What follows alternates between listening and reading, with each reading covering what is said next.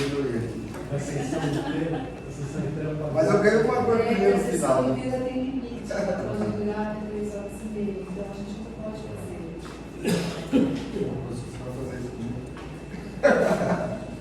Podemos então? Bem, boa tarde a todas, todos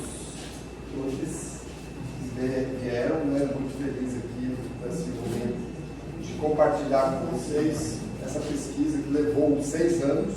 A gente teve a pandemia e por causa disso ela foi interrompida, né? Foi interrompida de fato, por isso que ela ficou muito teórica, né? Uma fase teórica bastante densa. A gente aproveitou o momento de reclusão para aprofundar nessa questão, né? Então, como a professora colocou, a tese intitulada Refúgio Biocultural e Redução Desnaturada, a gente vai ver esses conceitos, que um deles já é utilizado, o outro eu estou propondo nessa tese, né? E o subtítulo Mapeamento da Desterritorialização de Povos Indígenas do Leste e Sudeste do Brasil. Inclusive, sobre esse tema eu já tenho um artigo que eu publiquei na revista Confins, né, já com os dados parciais da tese, né, que é requisito do programa, né, e o título do artigo é justamente esse. Tem as palavras-chave, antropogeografia, nós vamos ver o que é, paisagem biocultural, geografia socioambiental, biogeografia cultural, diversidade cultural, professora orientadora Sueli Furlan, e este mês, né? É importante dizer também que esse trabalho foi iniciado sob a orientação da professora Deli Ralicida Melo Terri, e que veio a óbito, né, logo no começo também, eu mudei de programa, mudei de orientadora, então também deixar registrado aqui e agradecer o papel da professora Deli na condução desta pesquisa. Vamos ver. Vou passar por aí. Aponta para lá. Está aqui. Não, mas eu posso ir por aqui, professor. Mas se você quiser apontar alguma coisa. Bom, apontar ele está. Apontar ele está funcionando, é só passagem. Mas não tem problema. O ponteiro. Bem, então, inicialmente, né, a tese, na abertura, eu coloco esse paradoxo do Élisée Reclus. La géographie n'est autre chose que l'histoire de l'espace. De même que l'histoire est la géographie de notre c'est-à-dire, né, isso quer dizer que a geografia não é outra coisa que a história do espaço, ao mesmo tempo que a história é a geografia do tempo. Então, essa tese, ela vem com esse espírito de geografia e história, eles são uma coisa unificada em prol do desenvolvimento da ciência. L'homme et la nature prennent conscience dele-mesmo, que é o homem, a natureza, tomando consciência dela mesma, né? Então o homem nada mais é, o ser humano, no caso, ele é a natureza também. Então não existe essa dissociação, essa dicotomização, essa separação do ser humano da natureza. Essa tese ela tem 300 páginas. Os elementos pré-textuais eles ficaram em aproximadamente 28 páginas, a introdução 22, a revisão bibliográfica 90, as análises em si 120 e a síntese, que é a conclusão, né, em 28 páginas, a referência em 14. Então basicamente ela está balanceada aqui, a parte 1 e 2, a parte teórica, mais ou menos umas 130 páginas, e a parte mais de resultados e discussões de outras 130, 140 páginas. Então, também, na minha visão, bem balanceado, né? A parte 1, então, que é a introdução, eu trago aí a foto de uma imagem do geógrafo, né? Um quadro do período romântico, né? Do geógrafo também já problematizando, construindo o seu projeto de pesquisa. Então, essa que é a parte 1, a problematização. Ela é dividida em 5 sessões: a problematização em si, os objetivos, que eu localizo o espaço estudado, as justificativas dessa pesquisa, as hipóteses adotadas, os procedimentos da pesquisa, especificamente em destaque a análise geocultural. Eu pus o geo aí separado, porque esse termo em si ainda não existe, né? Então é uma forma de trazer essa reflexão, né, de que não é só biocultura, é gel também, são os elementos abióticos, né, as águas, as montanhas, né? E a síntese, que são mapas e modelos da diversidade biocultural. Esses são os procedimentos. Então, basicamente, a gente trata a problematização, como surgiu essa tese, né? Ela surgiu, então, refletindo sobre a questão da globalização, que o Hatzel, ele vai, lá no século XIX, destacar que o mundo estava passando por um processo de europeização. Então, ele já observou isso no final do século XIX, né, que a gente depois, durante o século XX, vai chamar isso de globalização, né? Inclusive agora tem países como a China, inclusive, já não são Europa, que também está conduzindo esse processo, né, de homogeneização, de uma forma diferenciada, claro, né? Mas aí a base dessa problemática eu trago do Hatzel, do Rafestan e também do Milton Santos. A diminuição da diversidade biocultural, que é problematizada pela linguista Luísa Maff, o antropólogo Mosey e o geógrafo Clark. Então eles destacam que a diversidade biocultural do mundo, ou seja, a diversidade de espécies e de culturas, ela vem sofrendo uma diminuição e como sendo um dos principais reflexos da globalização. Então a globalização ela traz uma homogeneização, que é diminuição da diversidade de línguas, de alimentos, de manifestações culturais e também uma diminuição da biodiversidade. E também o conceito da crise dos refugiados ambientais, que são esse tipo de processo, ele leva muitos grupos a migrarem, né, de seus territórios de origem, e aí o Boano Zetter vai chamar isso de crise dos refugiados ambientais. Então essa problematização me leva a pensar se não estariam sendo formados também refúgios bioculturais. Então trazendo esse conceito de refúgios, de refugiados, e trazendo para a geografia, que tem já uma tradição, sobretudo do Aziz Absaber e do Vanzolini, da teoria dos refúgios, só que é mais voltada à fauna e flora. Então eu tentar fazer uma conversa, uma conexão dessa teoria dos refúgios de biodiversidade com as questões culturais, e aí eu chamo uma tese de refúgios bioculturais. Né? Então a teoria dos refúgios de biodiversidade, ela está no Raffer, no Vanzolini e no Absaber, como eu disse, e o mapeamento da diversidade linguística brasileira, que ele traz, ele é feito aqui principalmente pelo Mendaju, que eu trabalho muito na minha dissertação de mestrado, tem um mapa dos povos dos territórios linguísticos, o Lukotka, que é um tcheco, também tem um mapa da América do Sul com os territórios linguísticos, e a minha dissertação de mestrado, que teve orientação da professora Mônica, e a professora Cris também foi uma grande contribuidora na construção dessa pesquisa, sobretudo dos frutos dela, né? Ela me levou e me apresentou para uns grupos que levou a minha pesquisa para o mundo. Né? Obrigado, Cris, foi muito importante aquela apresentação que a gente fez. Então, essa teoria, os refúgios bioculturais, seria então uma conexão dessas teorias dos refúgios de biodiversidade com os mapeamentos de diversidade linguística. Então, juntar os dois, nós teríamos os refúgios bioculturais. Né? A gente vai ver como isso. As questões centrais trabalhadas na tese é se é possível identificar e mapear o dinamismo espacial, ou seja, o surgimento, a resistência, a fragmentação e a eliminação dessa diversidade biocultural. Podemos dizer que há redutos e refúgios dessa diversidade, onde e por que eles tendem a surgir, resistir, fragmentar-se e sucumbir. Então essas foram as perguntas centrais que eu trabalhei no início da pesquisa e que eu vou responder no final da tese.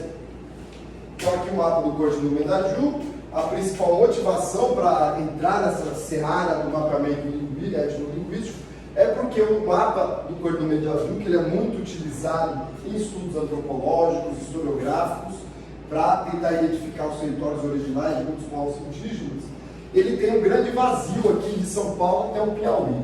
Né? Então ele tem esse espaço aqui que ele não mapeou. E aí lá no mestrado,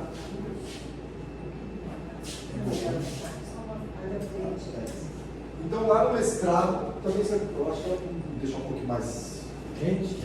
não? Vocês estão bem aí? Estão com frio, não? Eu já fiz 24 graus. Tá ótimo, 24 graus. Então, pessoal, esse vazio, né, etnográfico me levou a questionar por que está vazio este mapa do Porto do Medaju. Então, eu comecei no mestrado trabalhando aqui nessa região do Goiás, da Bahia, do oeste da Bahia e de noroeste de Minas, que eu chamo de Planalto Central Brasileiro, e no doutorado vim agora para essa outra banda, né, que também estava sem informações. Eu me questionava, será que não tinha informações etnolinguísticas? Será que o Kurt não atingiu, né, fontes suficientes para preencher essas lacunas? Essa também foi uma das questões que me levou. Esse é do mestrado, então, como você vê aqui, Goiás, Bahia e Minas. Esse foi o que eu consegui completar, além do que o Kurt tinha de informação. Então, esse mestrado ele foi muito bem recebido pela comunidade científica, tanto brasileira como internacional. Né, eu fui, como eu já disse, no arquivo histórico do DF, que o professor que me apresentou lá, ele foi publicado, né, vários mapas e várias informações que eu trouxe. Também o IBGE me convidou para uma publicação na Suíça, né, porque eu usei muitos dados do IBGE, e também ele foi premiado no Congresso de Geógrafos do Equador, no EGAL. Né? Eu fui lá e recebi o prêmio Humboldt, de pesquisas iniciantes. Né? Que aí tem o prêmio Milton Santos, que quem recebeu foi o Carlos Volta, que é o geógrafo mesmo. Eu sou o Humboldt e estou começando. O objetivo, então, da pesquisa é aprender a relação espacial entre biodiversidade e diversidade cultural, línguas, alimentação, eu coloquei aqui, porque também é cultural, mas eu não vou trabalhar. Ô, meu irmão, peraí, estou misturando aí, química, então, os objetivos específicos, adaptar as categorias de reduto e refúgio para estudos bioculturais, explicar o dinamismo espacial, surgimento, existência, fragmentação e eliminação, e apresentar linguagens cartográficas que permitam comunicar esse dinamismo. Né? O espaço de estudo, então, eu trabalhei São Paulo, Rio, Minas, Espírito Santo, Bahia e Sergipe. Né? Isso não é muito usual também, na geografia geralmente pega uma escala mais localizada, né? Mas eu preferi trabalhar numa escala a nível regional do Brasil, para poder ter um universo maior. Então, claro que os detalhes não estão presentes nesta tese, é uma tese de análise regional e não localizada. Né? As justificativas, eu vou passar também, tem muitas justificativas, tem várias legislações, pelo tempo. Né? A hipótese também que eu trabalho é que é possível identificar e mapear o dinamismo espacial, então eu vou mostrar isso, que é possível. E as hipóteses acessórias é que o reduto biocultural é um fragmento da paisagem originária. E o reduto. E o refúgio biocultural é um reduto biocultural buscado por territorialidades ancestrais. Então, o reduto seria uma redução da paisagem originária e o refúgio, quando ela abriga refugiados. Então, essa redução quando ela abriga refugiados, que no caso aqui são povos originários que se refugiam nessa biodiversidade, então seria um refúgio biocultural. E os fatores de localização, que é a hipótese que eu trabalho, que é principalmente topográfico. Então, pelas condições daquele espaço, ele vai se tornar mais como um esconderijo, né? Pela questão de difícil acesso de outros, dos inimigos.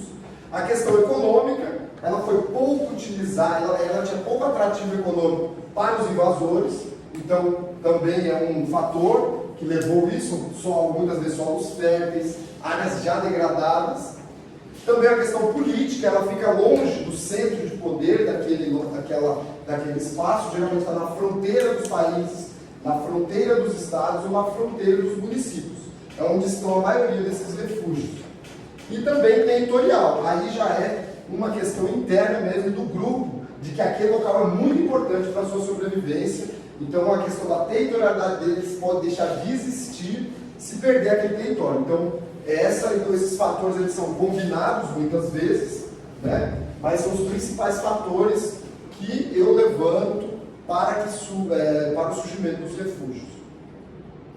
O procedimento da pesquisa, né, ela é uma pesquisa cíclica, né, ela não é linear, ela vai e volta, né, ela foi e voltou em vários momentos, sempre foi retroalimentada, né, então a gente começa com o planejamento, que foi a definição do estudo, levantamento básico, e aí começa a entrar nas análises, identificação da dinâmica agricultural, definição dos agrupamentos, que é a biogeografia mais áreas culturais, e a identificação de fatores genéticos, e aí ela avança também já para uma síntese, porém ela já volta também para tentar resolver problemas que não tinham sido pensados no planejamento.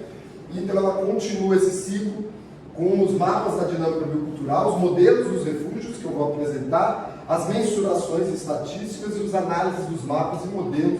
E aí, uma vez concluída, ela retroage também para fazer novos ajustes até que ela é concluída. Então, de fato, ela não está concluída. É uma pesquisa que ela nunca estará concluída. Ela é um momento em que a gente decide que é o momento de apresentar os dados, né? Mas isso não significa que ela não pode ser, inclusive, criticada e redigida, refeita, né? Conforme vai se identificando novas informações. Então, a análise que eu utilizo, que está dentro dos procedimentos, a análise da paisagem, né, que é necessária para a identificação dos fragmentos, a análise da territorialidade, como forma de aprender as identidades agriculturais, e análises cartográficas. Então, são 3 tipos de análise que eu trabalho nessa tese. Né? O modelo, o esquema de definição desses refúgios, ele tem ali, o refúgio, ele tem principalmente vetores de resistência, então eles têm valores culturais, língua, religião, arte, culinária, tecnologias e estilos de vida, e também a conservação das paisagens da biodiversidade. Então isso é a resistência. E aí você tem a pressão, que seria o núcleo desnaturado, que é o conceito que eu estou apresentando, que seria então essa força de pressão para transformar e eliminar essa biodiversidade, essa diversidade biocultural. Então a pressão ela vê a dependência de recursos naturais e alimentos externos, dependência de produtos industrializados, necessidade de mercado consumidor e de mão de obra. Então, inclusive, essa forma de pressão é para trazer essa população para o mercado de trabalho que possa consolidar esse núcleo desnaturado também. E aí, no meio do caminho, a gente tem o processo, que é a redução desnaturada, que seriam as marginalidades rurais, a agricultura e a pecuária, a exploração mineral, as marginalidades urbanas, e também as ideias, né? A religião, consumo e tecnologia, que começa a pressionar a transformação dessas áreas mais antigas. Então, e a síntese, que são os mapas e modelos da diversidade biocultural, né? Com uma análise sistêmica dos espaços diferenciais, onde nós temos a biodiversidade, a diversidade etnolinguística, a evolução da invasão europeia, que aí então eu já vou... olá, tudo bem? Bem-vindo, muito obrigado, André. André dá uma paz. Geógrafo também aqui da casa. Então, e os redutos de biodiversidade, que são, por fim, a conclusão da tese e a mensuração.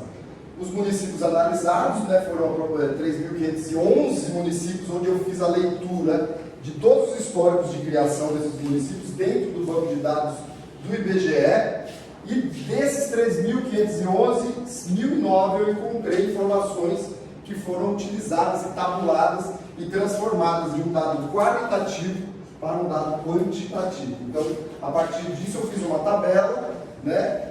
Uma tabela onde eu coloco o nome do município, a data que eu defino como a data da invasão, que é quando começa a primeira ocupação não indígena, a fundação, quando vira vila, o distrito, quando ela começa a ter uma certa liberdade administrativa e quando ela se torna independente, e quais são os indígenas que estão ali registrados pela aquela descrição histórica, né? E por fim, algumas observações que são de interesse de talvez pesquisas futuras, que, por exemplo, áreas de quilombos ou algumas questões que possam trazer outro tipo de análise, né? Então, a delimitação dos territórios etnolinguísticos, ela se deu pela descrição que eu vejo nas fontes, utilizando os elementos da paisagem. Então, descrever um município que tem a presença de um povo, eu procuro estabelecer os limites deles observando rios, interflúvios, cabeceiras e chapadas, porque não necessariamente é transposto, né, como um território, até porque aí do outro município vai estar citado. Então, essa linha, quando tem um rio, uma chapada, eu uso como limite entre os dois territórios. E também a compatibilização com os limites municipais. Quando é um limite municipal e não aparece no seguinte, o limite do município eu acabo utilizando também como fronteira entre territórios. A revisão bibliográfica eu vou passar mais rápido, tá? Porque é uma parte bem teórica, mas basicamente, até porque na qualificação a gente abordou bem isso, né, professor? A gente pode voltar aqui na discussão, claro, após a explanação, mas a gente trabalha bem a epistemologia da pesquisa, que é como é a ideologia, a forma de pensar essa pesquisa, como ela foi pensada dentro do universo da ciência. Então, eu apresento embasamento epistemológico, a crise, eu faço um debate sobre a crise da ciência repartida em escolas, que criou essa segmentação de disciplinas. Aí eu entro no paradigma da complexidade, onde eu procuro, né, eu coloco que a minha pesquisa ela se encaixa dentro desse paradigma. Aí entra dentro das epistemologias do Sul, a gente vai dar uma resumida dela, e dentro do universo da geografia, dialogaria com a geografia holística, que é essa geografia clássica, do Hudson, e hologéica, ou hologaica, que abarca o planeta inteiro e não pensa só num local, mas pensa sempre num local conectado com o global, como diz o professor Milton Santos.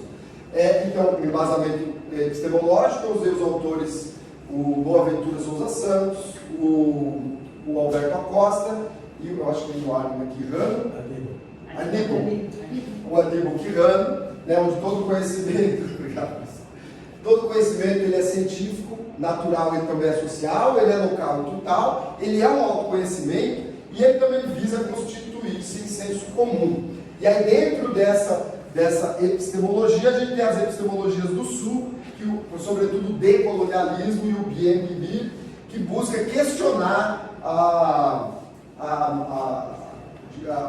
questionar a superioridade do Norte, dos países do Norte, sobretudo Europa e Estados Unidos, como o centro do conhecimento do mundo. Então, mostrando que o Sul tem um conhecimento específico, diferenciado, e que não é para ser comparado, né? É um conhecimento que precisa ser reconhecido.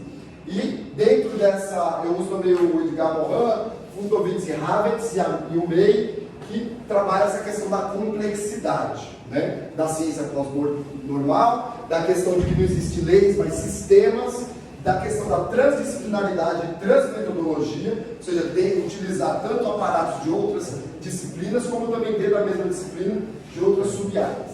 E que o conhecimento ele é profundo. A crise é repartida em escolas, né? Basicamente aqui é importante saber as três grandes formas de fazer ciência, que é a objetivista, a positivista e empirista, a realista, que é mais dialética, e a subjetivista e idealista. E a complexa, ela procura respeitar e dialogar com todas essas formas, né? E que não existe certezas. Isso também a questão da complexidade, ela diz que sempre há uma incerteza, e que a totalidade ela não é a soma das partes. A totalidade é uma realidade impossível de ser resumida. E a crítica da ciência, onde nós temos a lei substituída por modelos, estruturas, sistema e processo, que é outra forma de construção, não mais como a ciência clássica. O paradigma da complexidade, né, que aí eu vou trabalhar o May, o Morin, o Souza Santos e o Popper, né, que é sobre conceitos de verdade, bondade, justiça, racionalidade são relativos, ele depende muito da construção histórica e cultural de quem está definindo e defendendo, né? Então não tem como você estabelecer uma lei do que é verdade, do que é bondade, do que é justiça e do que é racionalidade, mas isso é uma construção lógica, né? Essa que seria a ideia da ciência da complexidade, Morin, Fundowitz, Havertz e Santos, da pluralidade de perspectivas, da transdisciplinaridade, que eu já falei também, da transmetodologia, as epistemologias do Sul, que eu já coloquei, já expliquei que é esse questionamento do Norte como o grande detentor do centro do conhecimento, as geografias holísticas e hologéicas, que eu também já tratei, que é essa questão de tratar uma geografia não só localizada, mas sempre conectada com o planeta, e por fim, nessa parte teórica,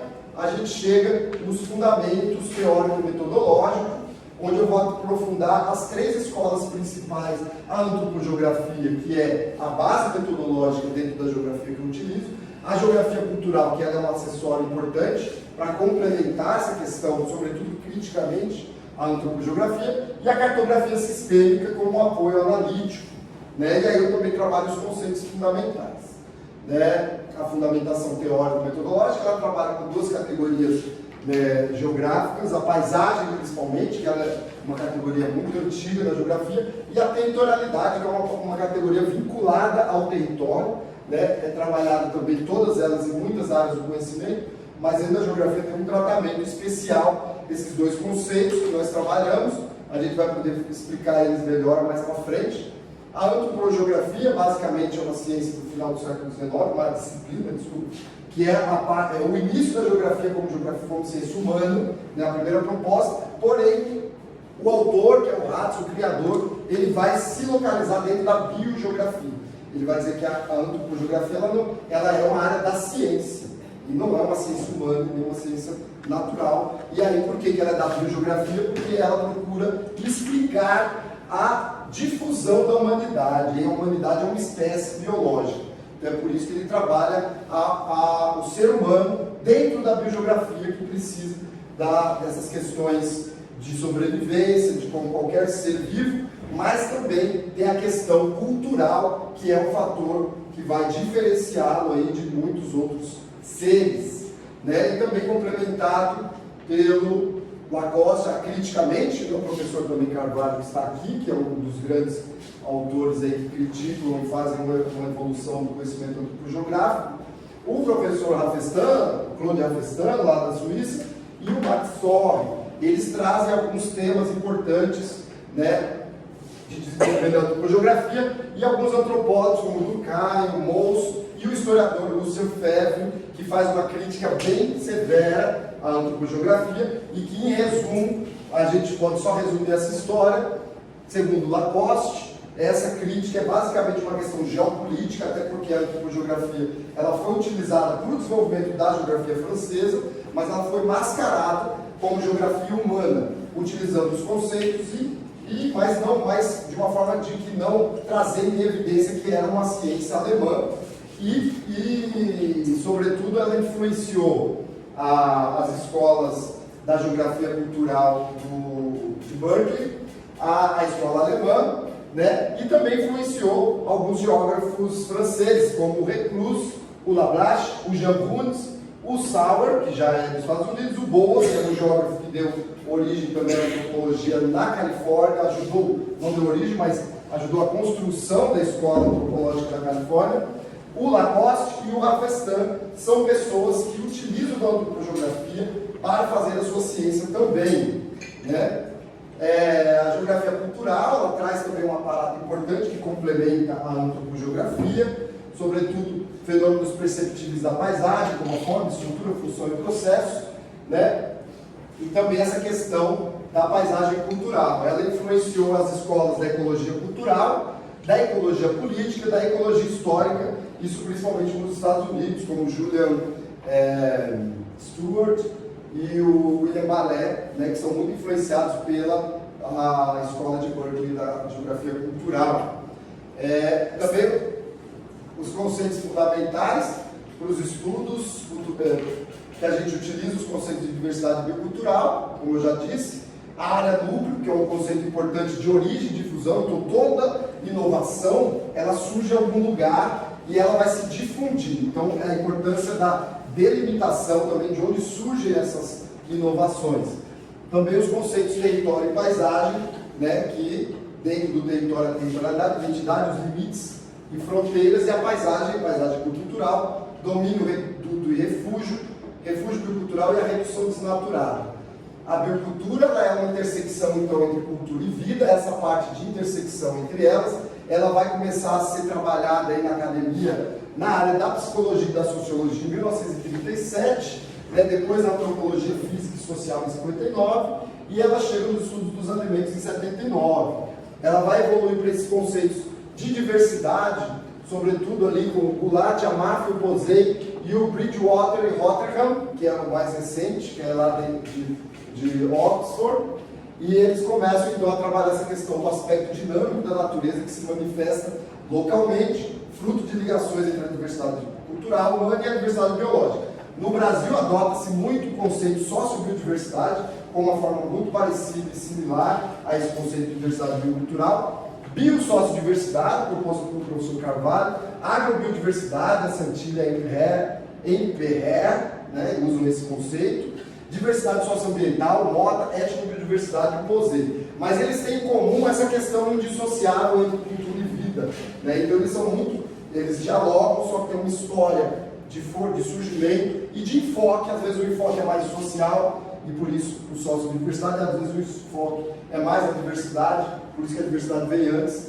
Né? Aqui é um exemplo de mapas de biodiversidade de línguas, onde a gente começa a ver uma certa similaridade dos hotspots linguísticos com os hotspots de biodiversidade em algumas áreas, né, existe uma coincidência e, claro, historicamente isso vai mostrar as discrepâncias também. A área do núcleo de origem, que eu já dei uma pincelada, mas o Gabriel Tarde começa essa questão de que a ideia da criação ela é individual, alguém cria alguma coisa e ela passa a ser limitada pela sociedade. Então, é a ideia de que a criação é mais individual e a imitação é coletiva, e é através da imitação que a inovação é difundida. Então, esse é um conceito do Gabriel Tarde, da criação e imitação na sociologia, e a difusão, que são os próprios grupos sociais, e o Hudson vai trabalhar isso na antropologia, que vai explicar as semelhanças entre línguas, religião, alimentação e objetos, e outras ideias de povos de diferentes origens etnorraciais. Então, o contato entre esses grupos vai levar a essa difusão. Então, tem os centros de evolução, o surgimento de determinada inovação que se espalha no espaço. Né? Domínio reduto, vou trabalhar mais à frente, para a gente também ter agora também, eu vou entrar um pouco nos resultados, por causa do tempo, qualquer coisa eu posso botar aqui como que foi feito o mapeamento. Então, os resultados. Né? Os resultados que é a parte mais interessante, né? Então a gente vai trabalhar primeiro a paisagem natural da região, só explicando a geomorfologia para entender, basicamente são 3 grandes compartimentos, a parte mais alta e antiga, né? A parte litorânea, mais baixa, e essa da oeste, sedimentar, que são 3 grandes histórias e uma quarta também, que a gente pode dizer a depressão do São Francisco. Então 4 grandes compartimentos geomorfológicos. O clima também, ele vai, você vê que existe uma certa coincidência entre a parte da depressão sertaneja, com essa parte central, a parte litorânea e essa parte do oeste, da questão climática, né? Então, por isso que vem a ideia dos domínios de natureza, que o professor Aziz ele trabalha essa fusão de vários conceitos de natureza, e a grande exemplo vem na vegetação, a vegetação é o principal indicador dessa fusão, desse contato entre relevo e clima, né? E aí você tem então os 3 grandes biomas, ou os 3 domínios de natureza, que são a Mata Atlântica, o Cerrado, a Caatinga e a faixa de transição. Inclusive na tese eu apresento uma proposta de faixa de transição com base nos estudos do professor Aziz, né? O professor Aziz ele tem essas 2 propostas, a de 67, depois a de 67 essa mais ampla, a de 77 essa mais estreita, e aí com base nisso eu vou trabalhar uma outra proposta devido às novas tecnologias que a gente tem hoje, mais satélite, mais informações de clima e de relevo, essa proposta churada, onde leva em consideração o limite dos biomas do IBGE e basicamente as áreas de vegetação de contato, onde não tem uma vegetação específica, mas uma vegetação mais difusa, onde não é fácil definir ou determinar que é uma mata, uma floresta, que é um cerrado, que é uma caatinga. Então essas regiões elas seriam as áreas de contato. Então a faixa de contato aqui no clima, a faixa de contato no relevo, nas bacias hidrográficas e, por fim, para concluir essa parte da biodiversidade, a gente tem a faixa de contato dos limites dos biomas do IBGE. Então a gente vê o bioma do IBGE, ele já apresenta que há uma transição, há um contato, não transição, desculpa, há um contato entre esses 2 biomas propostos, né, do IBGE, Caatinga, Cerrado e Mata Atlântica, que nada mais é do que uma nomenclatura regional desses agrupamentos.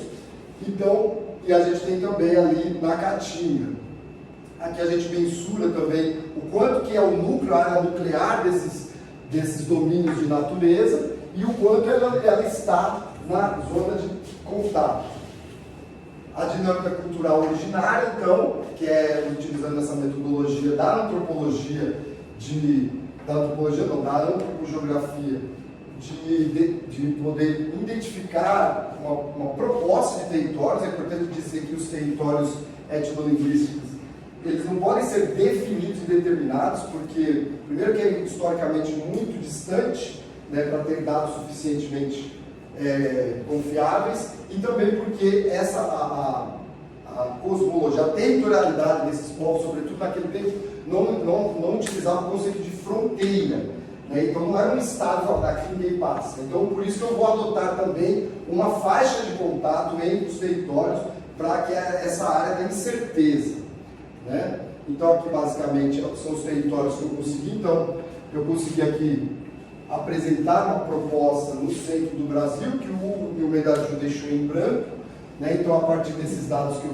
compilei do IBGE e outras cargas, então eu consegui trazer uma proposta de territórios etnolinguísticos para o sudeste e para o leste do Brasil. Né? Os grupos principais a gente vai ver aqui, então a gente vê o grande grupo G, né? Que eu subdivido ele em 3 grupos. A linguística já definiu o G central e o G meridional, e eu apresento um G sudeste, que é os que a linguística ela não traz dados, porque não tem levantamentos linguísticos desses povos. Então não dá para saber se o Araxá, o Caraguá e o Tremembé era G de verdade ou falavam uma língua G, porém a arqueologia coloca que, como a tradição Aratu, Sapucaí está associada a esses sítios onde esses povos viveram, e é uma tradição arqueológica vinculada a povos G, então é bem provável que os Araxá, Cataguá e Tremembé seriam povos falantes de língua G. E eu vou definir como um G sudeste, porque não dá para a gente dizer que era próximo aos G centrais ou próximo aos G meridionais, porque não tem dados linguísticos. Aí os outros povos, o Tupi-Guarani, a gente vai ver agora melhor em detalhe, né? Então o G, a gente tem então esses 3 grupos. Eu coloquei também mapas individualizados de cada território etnolinguístico da família linguística, e dentro das etnias que foram identificadas nessa pesquisa historiográfica, né? Então a gente tem uma distribuição, aí, a localização dessas etnias. Também a Tupi-Guarani, que é uma mais difundida pelo território, né? A gente vê também, eu procurei traçar a área territorial e a área colorida, né? Isso também vai explicar como que é a leitura desse mapa. A área colorida é a área territorial, e a área cinza dentro desse limite de linha mais grossa seria a área de influência, até onde esses povos provavelmente também havia uma relação de troca com outros povos, e dificilmente nessas outras áreas, porque não teve nenhum registro desses povos que foram identificados, tanto que você vê algumas manchas que é quando identificou lá no meio, mas nessa região entre as áreas centrais não teve registro. Então não tem como a gente afirmar que havia povos Tupi-Guarani aqui de fato, né? Mas os Tupi-Guarani, a gente tem as áreas centrais deles em verde, e as áreas de influência, onde eles apareceram, tiveram registro, porém não apenas eles, mas outros grupos também. Eles compartilhavam este território. A gente tem com os G aqui, com os Puri, aqui com vários grupos que eu vou trabalhar agora, que é o hotspot etnolinguístico, né? Mas antes vamos ver o Puri, né? O Puri é basicamente a bacia do Paraíba do Sul, chegando até a capital paulista, aqui os povos Guaianá, provavelmente eram povos Puri, segundo Trésia, que é um professor da PUC, da antropologia. Na tese de doutorado ele vai trabalhar os Guaianá como um povo Puri, que ocupava aqui as ilhas de Ilha Bela e Ilha Grande, no litoral norte e sul do Rio de Janeiro. E provavelmente eles eram já esses relictos aqui, esses enclaves, devido à ocupação dos Tupi-Guarani, que tem um processo de migração histórica que vieram da Amazônia mais ou menos uns 1000 anos antes da chegada dos europeus, e nisso também eles foram tomando terras dos indígenas que já estavam no litoral, né? E aí os Puri provavelmente se isolaram mais na Serra do Mar e no interior, exceto na Foz do Paraíba, com os Goitacás. E aí tem os Borum, que hoje o último representante dessa família linguística é o Krenak, né? E eles têm no Vale do Rio Doce. Basicamente o centro deles é a bacia do Rio Doce. A gente teve a oportunidade de visitar uma das aldeias deles, aqui ao lado do Rio Doce, né? E também eles têm um contato aqui mais para o norte, né? Seguindo o litoral baiano, e alguns isolados ali. Provavelmente uma das hipóteses que eu levanto é que ali já é uma correria, eles já estavam fugindo das invasões para poder ter estabelecido algum território longe do seu núcleo original, né? É uma hipótese também que eu levanto.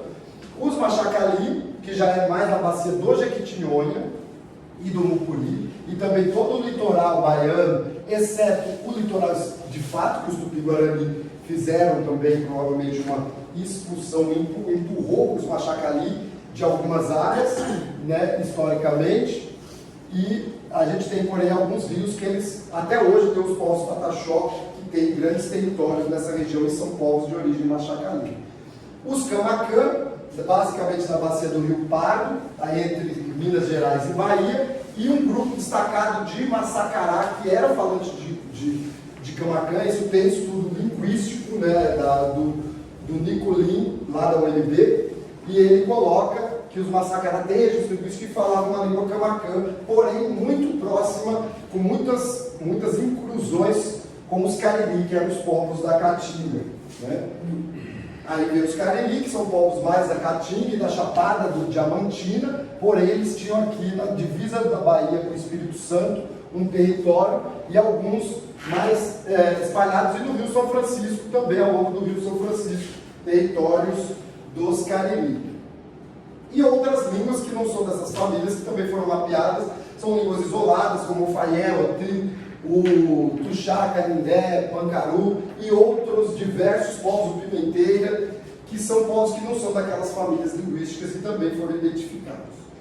Então a gente vê um conceito que eu vou trabalhar na tese, que é o hotspot etnolinguístico, que são as áreas de maior encontro. Então onde teve grandes encontros entre diversos povos indígenas, a gente tem um chamado hotspot etnolinguísticos. Então aqui, esses mais escuros, teve até 5 famílias linguísticas que se contataram ali. Então provavelmente é uma zona de troca, de comércio, é uma zona de grande integração, e é onde está hoje a terra indígena Paraguaçu, Catarina, Camuru, Paraguaçu, lá na Bahia, dos Pataxó-Ranganhã, e os Pataxó-Ranganhã se identificam como originários de diversas etnias. Então, coincidentemente, esta região, a região de maior encontro entre Cariri, Camacã,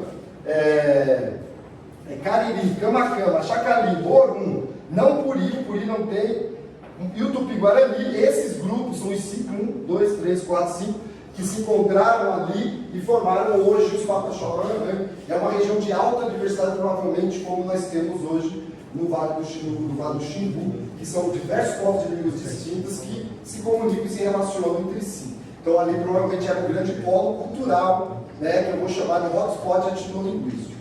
Né, aqui é quais povos que tinham mais hotspot, aqui é um zoom na área do hotspot.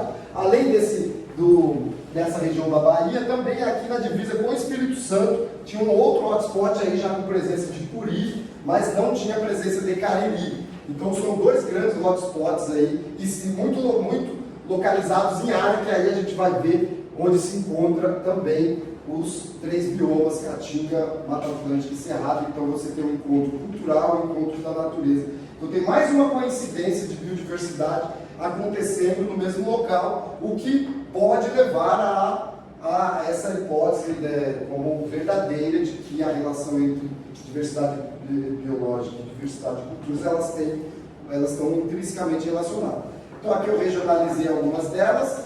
Os povos e comunidades tradicionais, muitos deles herdam também de comunidades indígenas parte dessas culturas, porque muitos desses povos são povos indígenas que sofreram processo de perda de identidade étnica, e também alguns que foram construídos a partir da construção de alianças com povos africanos, com povos europeus, que também se isolaram das invasões e construíram essas comunidades, né? E aí, a diversidade biocultural, que a gente vê então a diversidade biocultural das terras dessas famílias indígenas. A gente vê, por exemplo, que os Cariri, eles estão basicamente na Caatinga, os G do Sudeste basicamente no Cerrado, como o G Central, os Puri e o Boru são estritamente de Mata Atlântica, né? E a gente tem também outros que são mais dispersos em diversos domínios de natureza, né?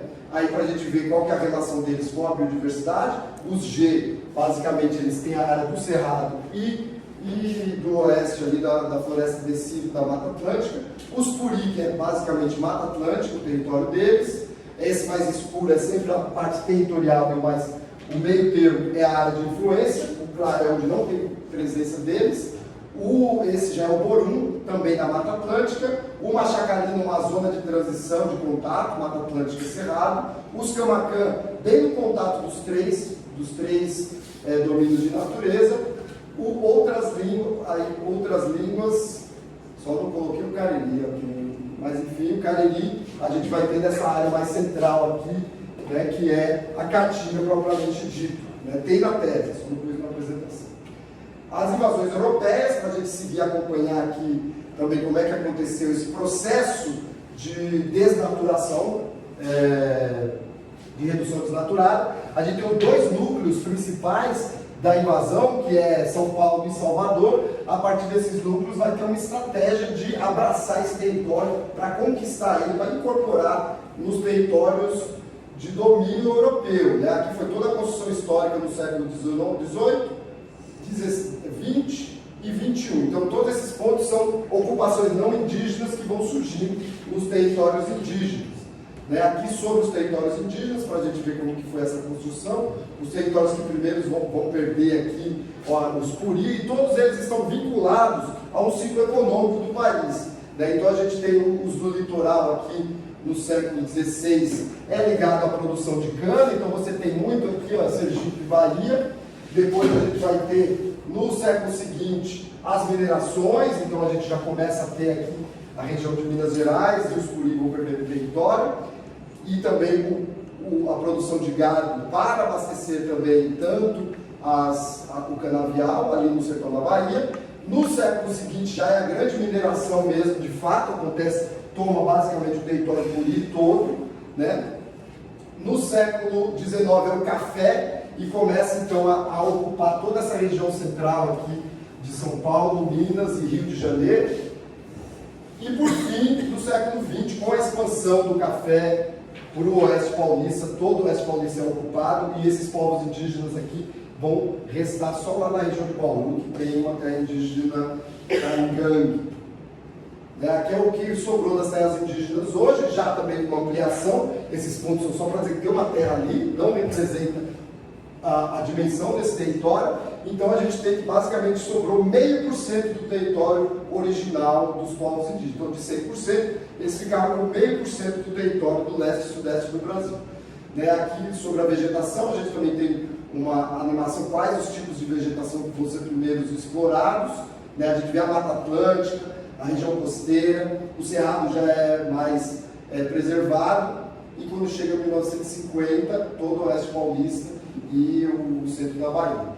E aí, por fim, já para concluir, a conclusão, são os mapas da redução desnaturada, onde a gente vê o desmatamento, aqui a vegetação original, a vegetação no ano 2000, segundo o INPE, já todo o desmatamento, onde a gente vê a perda de vegetação original, todo o estado de São Paulo, Rio, Espírito Santo, Minas, sul da Bahia, só que ainda tem essa grande área no ano 2000, que vai mudar no ano 2024, onde nós já temos aqui 23 entrando no oeste da Bahia, então a perda da biodiversidade.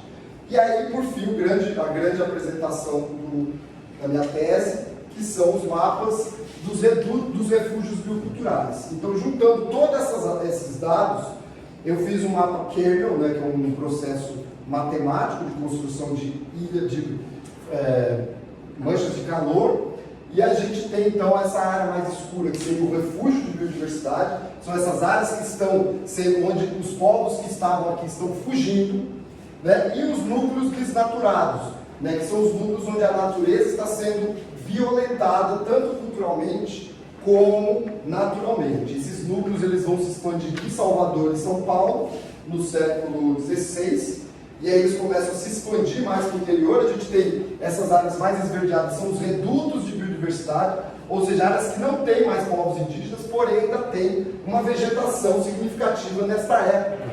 E aí você tem essa área mais clarinha já, é a expansão desnaturada, não faz parte do núcleo, mas é uma área já de expansão desse núcleo.